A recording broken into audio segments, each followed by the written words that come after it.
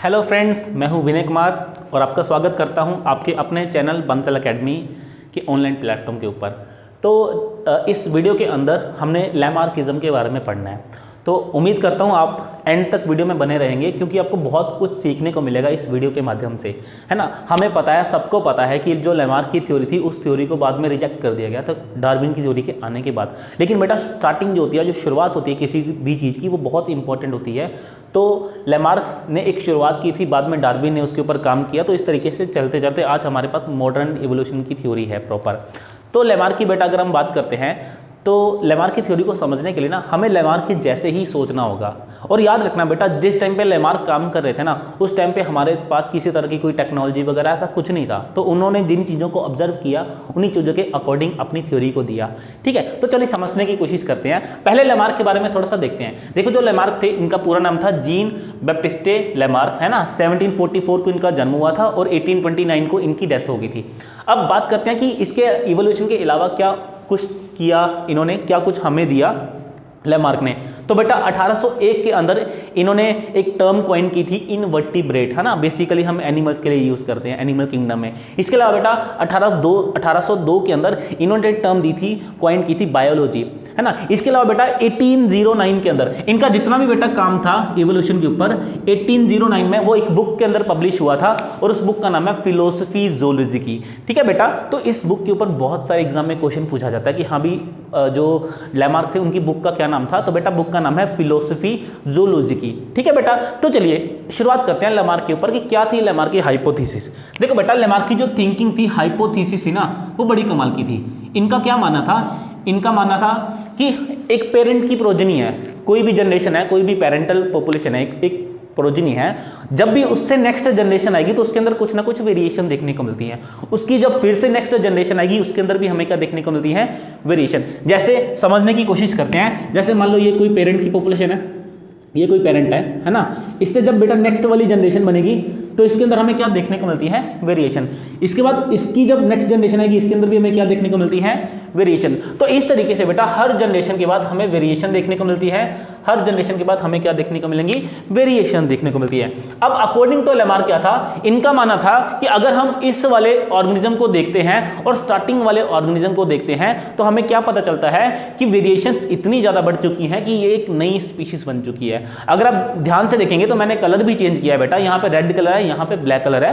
तो according to Lamarck क्या था? एक स्पीशीज, एक ऑर्गेनिज्म जब भी मेटिंग करेगा, जब भी नेक्स्ट जनरेशन बनेगी तो उसके अंदर वेरिएशंस आएंगी और हर जनरेशन में जब वेरिएशन आती चली जाएंगी, आती चली जाएंगी, आती चली जाएंगी, तो एंड में जाके क्या हो जाएगा? एक नई स्पीशीज बन जाएगी। बट अब यहां पे ना बहुत ध्यान से देखने वाली बात क्या है कि ये स्पीशीज, इसको मान लो हमने नाम दे दिया दिस इज स्पीशीज 1, इसको हमने क्या बोल दिया? ये स्पीशीज ए है। और अकॉर्डिंग टू लैमार्क क्या था? ये एक नई स्पीशीज बन चुकी है, इसको हमने नाम दे दिया स्पीशीज बी, नाम दे दिया, है ना। तो बेटा अगर सिंपल सी बात करें, पहले कितनी स्पीशीज थी? एक स्पीशीज थी। बहुत सालों के बाद कितनी स्पीशीज है? अभी भी एक स्पीशीज है। अकॉर्डिंग टू लैमार्क एक स्पीशीज ही दूसरी स्पीशीज के अंदर क्या होती है बेटा? ट्रांसफॉर्म होती है। इसीलिए बेटा इनकी हाइपोथेसिस को ट्रांसफॉर्मेशन भी बोलते हैं, ट्रांसफॉर्मेशन भी बोलते हैं। मतलब इमेजिन करिए आप, लैमार्क ने क्या बोला कि एक स्पीशीज जो है वही दूसरी स्पीशीज के अंदर क्या होगी? कन्वर्ट होगी। पहले भी एक स्पीशीज थी, अभी भी एक स्पीशीज है। मतलब यह है कि लैमार्क के अकॉर्डिंग स्पीशीज का नंबर कभी नहीं बढ़ेगा। अगर बेटा स्पीशीज का नंबर कभी नहीं बढ़ेगा तो कभी भी डाइवर्सिफिकेशन नहीं आएगी। अकॉर्डिंग टू लैमार्क, लैमार्क क्या कहना चाहता है कि दुनिया में आज जितनी स्पीशीज प्रेजेंट है, जब धरती बनी होगी उस टाइम पे भी उतनी ही स्पीशीज प्रेजेंट थी, क्योंकि नई स्पीशीज तो बनती नहीं है, एक ही स्पीशीज दूसरी स्पीशीज के अंदर क्या होती है? कन्वर्ट होती है। जबकि अगर इसी के रिस्पेक्टिव अगर हम डार्विन की थ्योरी को देखते हैं तो डार्विन का बेटा कुछ और माना था। डार्विन का क्या मानना था? डार्विन बोलते थे कि देखो ये एक पॉपुलेशन है, एक पॉपुलेशन है। देखो जब भी इस पॉपुलेशन के अंदर, जब भी स्पीशीज के अंदर वेरिएशन आएगी तो ये दो अलग अलग स्पीशीज के अंदर क्या कर जाएगी? डाइवर्ज कर जाएगी। ये एक स्पीशीज बन गई, ये कोई दूसरी स्पीशीज बन गई। ये फिर आगे जाके कभी ना कभी इवोल्यूशनरी प्रोसेस के थ्रू ये एक नई स्पीशीज के अंदर आ जाएगी, यहाँ पे भी एक नई स्पीशीज बन जाएगी। अकॉर्डिंग टू डार्विन क्या था कि टाइम के साथ साथ इवोल्यूशनरी जो फोर्सेस होती हैं, जो इवोल्यूशनरी प्रोसेस होते हैं, टाइम के साथ साथ डाइवर्सिफिकेशन होता है, स्पीशीज का नंबर बढ़ता है। जबकि हमारे लेमार्क ने क्या बोला था कि डाइवर्सिफिकेशन नहीं होती है, एक स्पीशीज ही दूसरी स्पीशीज में क्या होती है, कन्वर्ट होती है। ठीक है बेटा, तो ये तो एक हाइपोथेसिस थी, एक थिंकिंग थी लेमार्क की, जिस चीज के बारे में लेमार्क सोचा करते थे, है ना। और देखो यार, अगर हम बहुत पुराने टाइम पे जाके देखते हैं तो कहीं ना कहीं पे लेमार्क तो सही थे ना। उन्होंने जिन चीजों को बेटा ऑब्जर्व किया उन चीजों को ही बताने की कोशिश की, है ना। और इन ऐसे जो भी इनके कॉन्सेप्ट थे ना, इनका एक बड़ा परम मित्र था, मतलब बहुत प्यारी एग्जांपल थी, इन्होंने जिराफ की एग्जांपल को हर जगह पे लिया। चलिए अब हम बात करते हैं कि लेमार्क ने ऐसे कौन कौन से हमें पॉइंट्स दिए थे, ऐसे कौन कौन से पोस्टुलेट्स दिए थे जिसके बेसिस पे उन्होंने अपनी थ्योरी दी, है ना। तो अभी हम देखेंगे postulates of Lamarck, postulates of Lamarckism. Lamarckism, देखो बेटा, लेमार्क की थ्योरी को हम लेमार्किज्म भी बोल देते हैं, है ना। और वीडियो में बेटा बने रहना है, आपको बहुत सारी चीजें पता है, मुझे पता है, उनको रिपीट करना है, और बहुत सारी चीजें हमें नहीं भी पता चलने वाली है। देखो, अगर हम सबसे पहले वाले पोस्टुलेट की बात करते हैं ना, अकॉर्डिंग टू लेमार्क, तो वो क्या था, अकॉर्डिंग टू लेमार्क बेटा ये कहना चाहता था कि हर ऑर्गेनिज्म के अंदर एक वाइटल फोर्स होती है, एक वाइटल फोर्स होती है। बहुत अच्छे से समझने की कोशिश करेंगे कि क्या कहना चाहता है। देखो, अकॉर्डिंग टू लेमार्क क्या है, देखो हर ऑर्गेनिज्म है बेटा, हर ऑर्गेनिज्म है, हर ऑर्गेनिज्म के अंदर कुछ ना कुछ एक फोर्स होती है। जैसे मान लो मेरी कोई इच्छा है, मेरी इच्छा है कि मैं अकॉर्डिंग टू लेमार्क, देखो फिर जैसे एग्जांपल लेंगे बेटा, जैसे देखो ये क्या है, मान लो ये ग्रासेस है, ये क्या है, छोटी छोटी ग्रासेस है, ये ग्रासेस लगी हुई हैं, है ना। और ये क्या है, ये कोई बड़ा सारा ट्री है। लेमार्क के अकॉर्डिंग क्या था कि भाई जो जिराफ थे, जिराफ ने सोचा कि भाई ग्रासेस तो खत्म हो सकती हैं, तो क्यों ना ट्रीज के जो ऊपर पत्ते लगे उनको खाया जाए। तो उन्होंने क्या किया, अपनी जो इंटरनल फोर्स थी, अपनी जो एक विश थी है ना, उसके अकॉर्डिंग उन्होंने अपने अंदर एक कैरेक्टर को डेवलप करने की कोशिश की। उन्होंने क्या किया, अपनी जो नेक थी उसको स्ट्रेच करने की कोशिश की, और जैसे ही उन्होंने नेक को स्ट्रेच करने की कोशिश की तो हमने क्या पता चलता है कि अकॉर्डिंग टू लेमार्क कि जो उनकी नेक थी, उसका जो साइज था, उसकी जो लेंथ थी वो बढ़ गई, है ना। तो ऐसी फोर्स अकॉर्डिंग टू लेमार्क क्या थी, हर ऑर्गेनिज्म के अंदर थी। अगर ऑर्गेनिज्म सोचता था कि मुझे इस तरीके का, एक उसके अंदर विल पावर थी कि मुझे ये काम करना है, तो उसके अंदर वो जो करैक्टर था वो डेवलप हो जाता था, है ना। जैसे उसने जिराफ की एग्जांपल, इसके अलावा जैसे एक्वेटिक बर्ड है बेटा, अकॉर्डिंग टू क्या था, लेमार्क क्या बोलते हैं कि जैसे एक्वेटिक बर्ड है ना, एक्वेटिक बर्ड क्या है, बेसिकली जमीन पे रहते हैं, लैंड पे रहते थे। अब उन्होंने सोचा कि भाई ऐसा है, पानी के अंदर चलते हैं, वहाँ पे बहुत अच्छा सा फूड अवेलेबल होगा हमें। तो उनकी जो डिजिट्स थी बेटा, डिजिट्स के अंदर क्या है, इस तरीके की एक मेम्ब्रेन जो थी वो अपने आप अपीयर होगी, है ना। तो इंटरनल जो फोर्सेस होती हैं, इंटरनल फोर्सेस की वजह से, वाइटल फोर्सेस जिनको बोल देते हैं, विश की वजह से जो ऑर्गेनिज्म थे इनके अंदर क्या होता है बेटा, कैरेक्टर्स को डेवलप हो जाते हैं, है ना। तो ये तो इसकी थ्योरी थी। लेकिन बेटा अगर हम इसके एक्सेप्शन की बात करते हैं, अब देखो बेटा, ह्यूमन तो बहुत टाइम से चाहता ना कि वो उड़ जाए, लेकिन हमारी इच्छा है, ह्यूमंस की इच्छा है, ह्यूमंस की विश है कि ह्यूमन उड़ जाए, और अभी की नहीं है, बहुत सालों से ह्यूमन उड़ना चाहता है। लेकिन बेटा क्या कभी ह्यूमन के पास विंग्स आए? नहीं आए ना, है ना। तो ये एक बहुत अच्छा पॉइंट है, एक्सेप्शन है कि भाई जो चीज़ लेमार्क कहना चाहते हैं, कहीं ना कहीं पे वो चीज़ सही नहीं है, क्योंकि ह्यूमन की बहुत टाइम से इच्छा है बेटा, लेकिन ह्यूमन के अंदर अभी तक कभी भी जो विंग्स है वो डेवलप नहीं हुए हैं। तो ये तो था लेमार्क का फर्स्ट पॉइंट। अगर हम लेमार्क के सेकंड पॉइंट की बात करते हैं, तो लेमार्क का सेकंड पॉइंट क्या बोलता है, यूज करना चीज़ों को या फिर डिसयूज करना। जैसे बॉडी ऑर्गन्स होते हैं, कुछ बॉडी ऑर्गन्स को यूज करना, कुछ को नहीं यूज करना, है ना। इसको हम क्या बोलते हैं, यूज एंड डिसयूज। देखो बहुत सिंपल सी बात थी, लेमार्क ये बोलते थे कि कोई भी ऑर्गेनिज्म होता है अपनी बॉडी के जिस ऑर्गन को ज़्यादा यूज करेगा वो आगे जाके क्या हो जाता है, डेवलप हो जाएगा, है ना, अच्छे तरीके से अडेप्ट हो जाएगा, डेवलप हो जाएगा। और जिसको वो यूज नहीं करेगा, जिसको हम डिसयूज बोलते हैं, वो या तो उसका जो भी फंक्शन है धीरे धीरे बेटा या तो क्या हो जाएगा, वो रिड्यूस हो जाएगा, या फिर वो ऑर्गन नेचर से क्या हो जाएगा, एलिमिनेट हो जाएगा, खत्म हो जाएगा, है ना। इसके लिए हम डिटोरिएट वर्ड भी यूज कर देते हैं, है ना। एग्जाम्पल यहाँ पे किसकी ली, एग्जाम्पल उन्होंने यहाँ पे किसकी ली बेटा, फिर से उनका बहुत अच्छा दोस्त था। देखो सच में दोस्त तो नहीं था ना, हम एग्जाम्पल के तौर पे समझ रहे हैं कि उन्होंने जिराफ की एग्जाम्पल को हर जगह पे यूज किया। उन्होंने क्या बोला बेटा, जो जिराफ था, उन्होंने क्या बोला, जो जिराफ था। अब जो जिराफ है ना, उसने क्या किया, नेक को जब स्ट्रेच किया तो बेसिकली उसने नेक के मसल्स को, नेक को क्या किया, यूज किया। जब उसने नेक को यूज किया बेटा तो उसका जो नेक थी वो शॉर्ट से कैसी होगी, वो लॉन्ग होगी, है ना। तो बेसिकली उसने क्या कहना चाहा कि उसने नेक का यूज किया, इसलिए बेटा जो उनकी नेक थी ना जिराफ की लंबी है।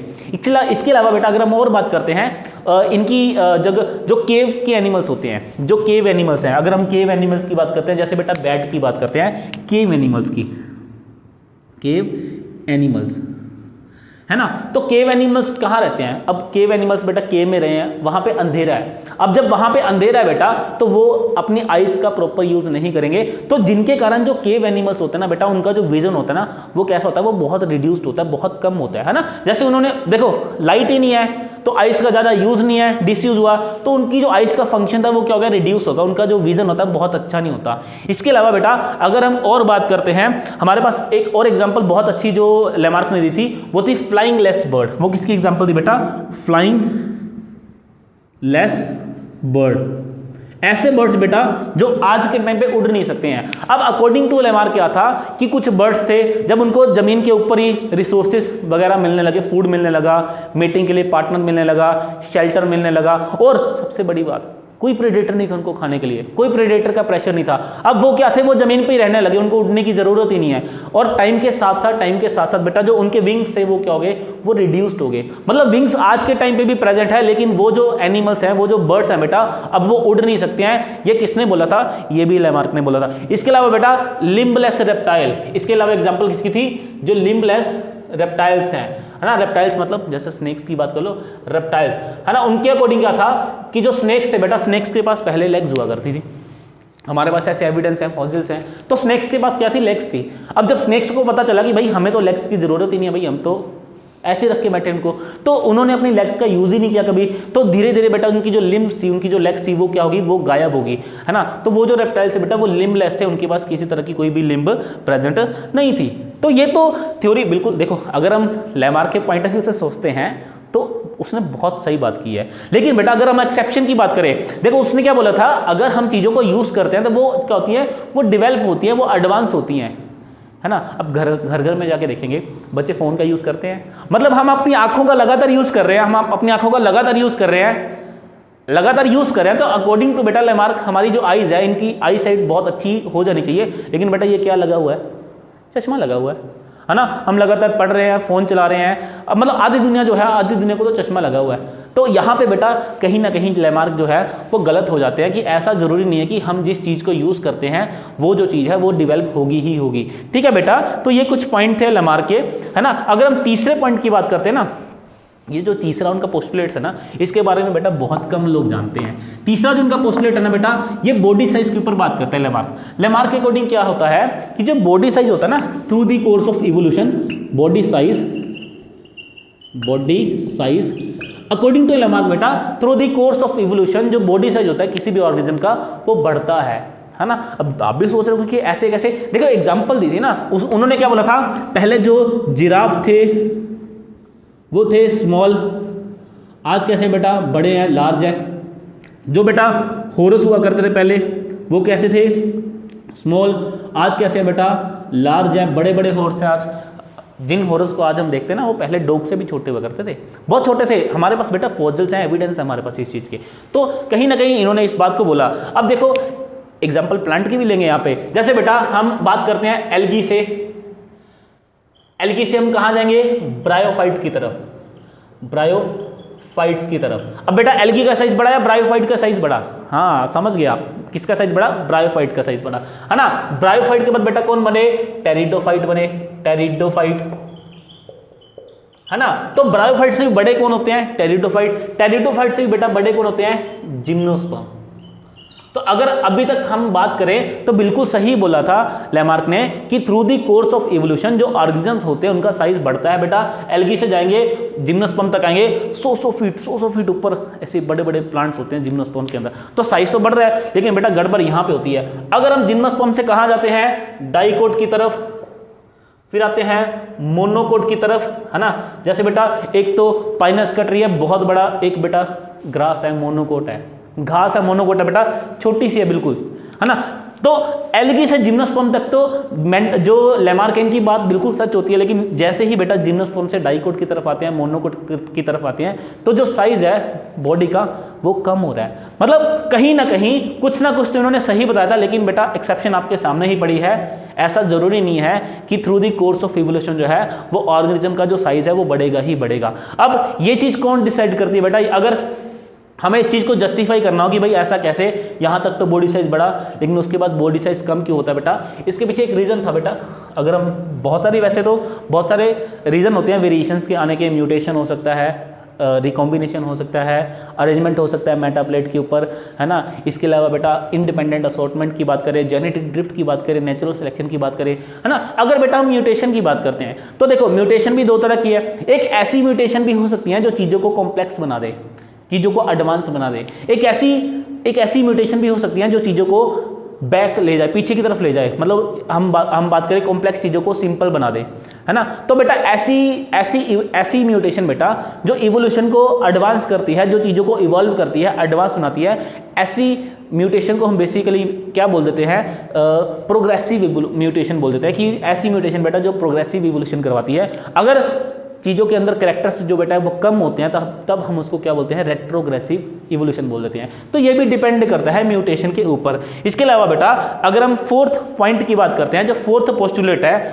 हमारे लेमार का, वो ये बोलता है कि जो इन्वायरमेंटल फोर्स होती है कभी भी वो चेंज होती है तो नई नीड्स जो है वो प्रोड्यूस होती हैं। तो हमारा बेटा फोर्थ पॉइंट क्या बन जाएगा? New need. अब न्यू नीड का क्या मतलब है? न्यू नीड का बेटा ये मतलब है कि जब भी इन्वायरमेंट के अंदर कुछ ना कुछ चेंज आएगा, है ना, तो जब भी इन्वायरमेंट के अंदर चेंज आएगा तो नए इन्वायरमेंट के अकॉर्डिंग अपने आप को जो ऑर्गेनिज्म है वो क्या करता है? अडेप्ट करने की कोशिश करता है ना। जैसे कि इसने एग्जांपल किसकी ली थी? इसने एग्जांपल ली थी एक्वेटिक बर्ड्स की। पहले एक्वेटिक बर्ड्स जो थे वो क्या थे? वो जब नॉर्मली जमीन पे रहते थे। अब उनको ख्याल आया कि भाई पानी के अंदर चलते हैं, वाटर के अंदर बहुत सारे रिसोर्सेज हैं, फूड भी अवेलेबल है। तो जैसे ही बेटा वो वाटर के अंदर जाएंगे तो क्या हुआ? अब देखो वाटर के अंदर गए जब, तो इन्वायरमेंट के अंदर चेंज आया। जब इन्वायरमेंट के अंदर चेंज आया तो अब बॉडी की एक नई नीड है कि उस नए इन्वायरमेंट के अंदर किस तरीके से रहना है। तो उनके जो ये डिजिट्स थे बेटा, जो लेग्स के डिजिट्स के अंदर बेटा क्या हुआ? इस तरीके की जो मेम्ब्रेन थी वो मेम्ब्रेन अपीयर होनी शुरू होगी, है ना। तो ये किसने बोला था? ये लेमार्क ने बोला था। लेकिन बेटा अगर हम यहाँ पे एक्सेप्शन की बात करें, ध्यान से देखना, यहाँ पे ये जो एक्सेप्शन है ना बेटा, ये बहुत इंपॉर्टेंट एक्सेप्शन है। देखो इसके हर पॉइंट की कुछ ना कुछ एक्सेप्शन थी, है ना। लोगों ने बहुत क्रिटिसाइज किया था लेमार्क को। अगर हम यहाँ पे एक्सेप्शन की बात करें, इसके लिए बेटा हमें एक एक्सपेरिमेंट करना पड़ेगा। हम क्या करेंगे? एक एक्सपेरिमेंट करेंगे।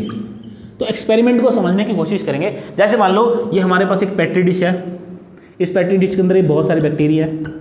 आपने क्या किया? जितना भी टेम्परेचर वगैरह सेट कर दिया, न्यूट्रिशन यहाँ पे भर भर के रख दिया, तो ये बैक्टीरिया यहाँ पे क्या कर रहे हैं? ग्रो कर रहे हैं। तो ये एक इनका नॉर्मल इन्वायरमेंट है। अब आपने क्या किया? अब आपने इस कल्चर के अंदर क्या ऐड कर दी? इस कल्चर के अंदर बेटा कोई एंटीबायोटिक ऐड कर दी। क्या ऐड कर दिया? कोई एंटीबायोटिक। तो मेरे कहने का मतलब यह है कि हमने क्या किया? यहाँ पे जो इन्वायरमेंट था उसको क्या कर दिया? चेंज करने की कोशिश की। अकॉर्डिंग टू लेमार्क, जब भी इन्वायरमेंट चेंज होगा तो जो ऑर्गेनिज्म है नई नीड के अकॉर्डिंग अपने अंदर एक नया कैरेक्टर जो है वो डेवलप करेगा। तो ये सारे के सारे बच जाने चाहिए, क्योंकि जैसे ही एंटीबायोटिक आएगी, इन्वायरमेंट चेंज होगा, तो लेमार्क के अकॉर्डिंग इनके अंदर एक नया कैरेक्टर आ जाना चाहिए और ये सारे के सारे बच जाने चाहिए। लेकिन बेटा रिजल्ट क्या होता है? इसका रिजल्ट कुछ ऐसा देखने को मिलता है। ये रहा इसका रिजल्ट। कुछ ही जो बैक्टीरिया होते हैं वो सर्वाइव करते हैं, बाकी सारे के सारे बैक्टीरिया मर जाते हैं। अब बात यह है कि ये बैक्टीरिया सर्वाइव क्यों किए? इसके पीछे बेटा सिंपल सा रीजन है। जैसे मान लो आप मतलब 10-15 दोस्त हो, है ना, आप कहीं पे भी रहते हो, मान लो आप नॉर्थ इंडिया में रहते हो। अब क्या हुआ? आप तमिलनाडु वाली साइड चले गए, साउथ इंडिया चले गए। आपको इंग्लिश आती नहीं है, आपको हिंदी आती है, उन लोगों को हिंदी नहीं आती। तो आपने अब उन लोगों के साथ उनकी लैंग्वेज में बात करनी है। लेकिन आप में से किसी को ये लैंग्वेज नहीं आती, लेकिन आप में से सिर्फ एक ऐसा स्टूडेंट निकला, एक ऐसा बच्चा ऐसा निकला जो उनके साथ उनकी लैंग्वेज में उनके साथ बात कर रहा था। अब बात यह है, यहाँ पे दो तरह की पॉसिबिलिटी आती है। या तो उसने वो लैंग्वेज वहीं पे जाके तुरंत सीख ली, या फिर उसको लैंग्वेज पहले से ही आती थी। अब आपने पूछा कि भाई हाँ बता तुझे कैसे आती है ये वाली लैंग्वेज? तो उसने बोला कि भाई ऐसा, मैं तो साउथ की ना मूवीज़ देखता था, तो जब मैं साउथ की मूवीज़ देखता था तो मैं उस मूवी से सीखा, तो मुझे ये वाली लैंग्वेज इनकी आती है, तो मैं इनके साथ बातचीत कर सकता हूँ। अब ये मैंने क्यों बताया? ये बेटा मैंने इसलिए बताया क्योंकि उस पर्सन को वो लैंग्वेज पहले से ही आती थी, लेकिन क्योंकि वो नॉर्थ इंडिया का था तो वहां पे उसको उस लैंग्वेज की जरूरत नहीं पड़ी, उसने कभी नहीं बोली। ऐसे ही बेटा यहाँ पे जितने भी बैक्टीरिया आपको देखने को मिल रहे हैं, इन बैक्टीरिया में से इन बैक्टीरिया के अंदर कुछ ऐसे बैक्टीरिया थे जिनके पास इस एंटीबायोटिक के अगेंस्ट जीन था, लेकिन बेटा क्योंकि पहले एंटीबायोटिक नहीं था तो वो जीन को एक्सप्रेस नहीं करते। जैसे ही एंटीबायोटिक आया तो उन्होंने क्या किया, अपने अंदर जो जीन था उसको क्या किया, एक्सप्रेस किया। तो अकॉर्डिंग टू लेमार्क तो बेटा कह रहे थे कि जब भी इन्वायरमेंट चेंज होगा तब कैरेक्टर डेवलप होगा, लेकिन बेटा इनके अंदर कैरेक्टर तो पहले से ही था। हाँ, वो अलग बात है कि इन्वायरमेंट जब आया तब उन्होंने एक्सप्रेस किया, लेकिन कैरेक्टर तो पहले से ही था, है ना। इसका मतलब इनका जो ये पॉइंट था, ये जो पॉइंट था, ये पॉइंट भी एक तरह से गलत था। उसके बाद बेटा अगर हम नेक्स्ट वाले पोस्टुलेट की बात करते हैं तो इन्होंने क्या बोला था कि जो भी ऑर्गेनिज्म अपनी लाइफ के अंदर जो भी कैरेक्टर्स को एक्वायर करता है वो अगली जनरेशन में चले जाते हैं, है ना। तो इनका जो पोस्टुलेट का नाम क्या था, इनहेरिटेंस ऑफ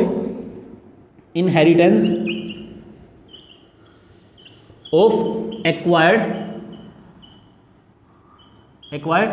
कैरेक्टर, है ना। तो भाई बहुत सिंपल सी बात है। अकॉर्डिंग टू लेमार्क इन्होंने क्या बोला कि देखो कोई भी ऑर्गेनिज्म होगा वो अपनी लाइफ के अंदर कुछ ना कुछ कैरेक्टर्स को क्या करेगा, एक्वायर करेगा, कुछ ना कुछ कैरेक्टर को क्या करेगा, एक्वायर करेगा। जैसे मान लो किसी को कोई चोट लगी, सर के ऊपर एक निशान आ गया, कुछ भी छोटा मोटा निशान पड़ गया, है ना। तो अकॉर्डिंग टू लेमार्क वो उसने कैरेक्टर अपनी लाइफ में एक्वायर किया और वही कैरेक्टर अगली जनरेशन में जाना चाहिए, ये लेमार्क ने कहा था, है ना। लेकिन बेटा इस वाले पॉइंट का सबसे ज्यादा विरोध हुआ और इसका जो एक्सेप्शन था ना, इसके अगेंस्ट जब साइंटिस्ट ने बातें करी तो सबसे इंपॉर्टेंट जो साइंटिस्ट आते हैं वो आता है वीजमैन। जो वीजमैन है ना, एक एक्सपेरिमेंट किया था, बेटा समझने की कोशिश करना, बहुत इंपॉर्टेंट बहुत आसान सा एक्सपेरिमेंट है। वीजमैन साइंटिस्ट का नाम है। एक्सपेरिमेंट क्या किया इन्होंने लेमार्क की सारी बात सुनी कि भाई ऐसा है, जब भी हम लाइफ के अंदर कोई कैरेक्टर को एक्वायर करते हैं वो अगली जनरेशन में चला जाता है ना। तो इन्होंने क्या किया, इन्होंने बेटा रैट लिए, इन्होंने माइस लिए, माइस बोल दो, चलो रैट बोल दो, चलो मान लो माइस लिए इन्होंने, है ना। तो इन्होंने क्या किया, जो माइस की जो नॉर्मल माइस था, इसकी जो टेल थी उसको क्या कर दिया, कट कर दिया। अब ये माइस कैसा है, टेल लेस। अब ये कैसा है बेटा, टेल लेस माइस। अब इसकी टेल नहीं है। जब इसकी फर्स्ट जनरेशन को स्टडी किया गया तो बेटा फर्स्ट जनरेशन के पास टेल थी।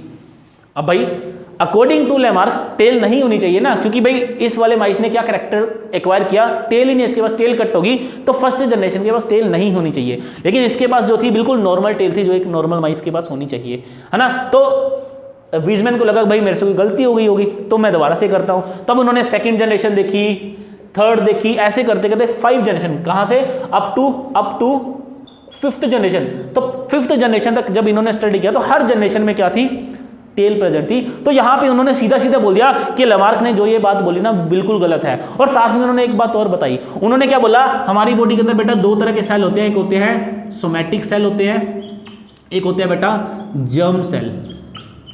तो अकॉर्डिंग टू वीजमैन क्या था, इन्होंने बोला था कि जब कभी भी म्यूटेशन जो है वो जर्म सेल के अंदर आएगी बेटा, तो वो जो म्यूटेशन है वो अगले जनरेशन में पास होगी।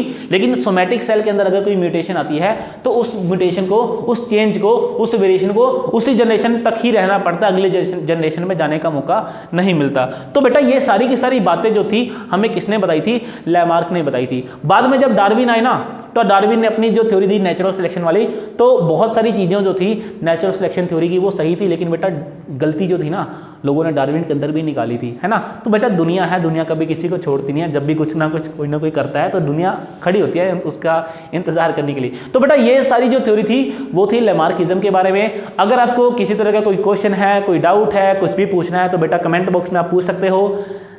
Thank you so much for joining this session. Take care.